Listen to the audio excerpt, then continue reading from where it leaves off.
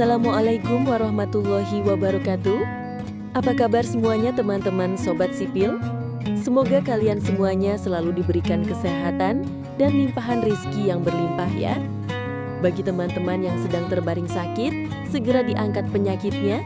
Bagi teman-teman yang belum mendapatkan pekerjaan, segera diberikan pekerjaan yang terbaik. Teman-teman, saat ini kami sedang berada di sekolah Saint Nicholas yang beralamatkan di Jalan Pantai Indah Timur, Bukit Golf Mediterania, Pantai Indah Kapuk, Jakarta Utara. Jadi, di sini tahun 2006 kami membuat kolam renang untuk sekolah Saint Nicholas. Dan ini kondisi sekolahnya ya teman-teman. Kolam ini dibagi menjadi dua bagian. Yang pertama kolam anak sebagai arena bermain air untuk anak-anak TK dengan kedalaman 50 cm dan level air 40 cm. Dan kolam kedua dengan kedalaman 120 cm dipakai sebagai sarana pembaptisan. Dan di akhir bulan Juni tahun 2005 ini, kolam ini akan direnovasi total sebagai sarana dan prasarana umum untuk sekolah karena muridnya semakin bertambah. Renovasi ini konsepnya tetap dibagi menjadi dua bagian untuk kolam pertama dalam 50 cm dengan level air 40 cm untuk arena bermain anak-anak TK.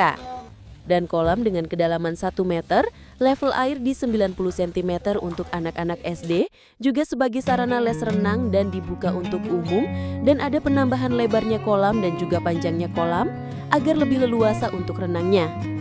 Dan tak lupa juga, suasananya akan dirubah agar terlihat lebih fresh dan anak-anak betah bermain air.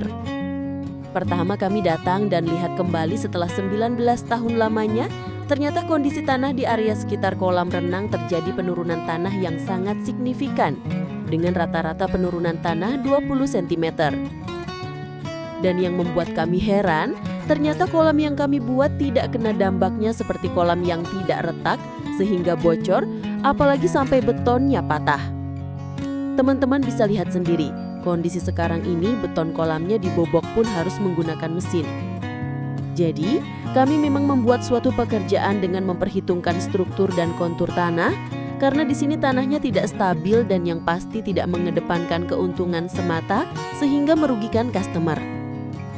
Kami merencanakan pembangunan dengan membuat rancangan anggaran belanja yang disusun sesuai kebutuhan, dan memang jika budget customer tidak sesuai dengan RAB yang sudah disusun, paling kami membuat RAB sesuai anggaran dari customer, dan itu pun tidak asal buat, tapi tetap mengedepankan unsur keselamatan dan juga tidak membuat customer merugi dengan apa yang sudah dikeluarkan.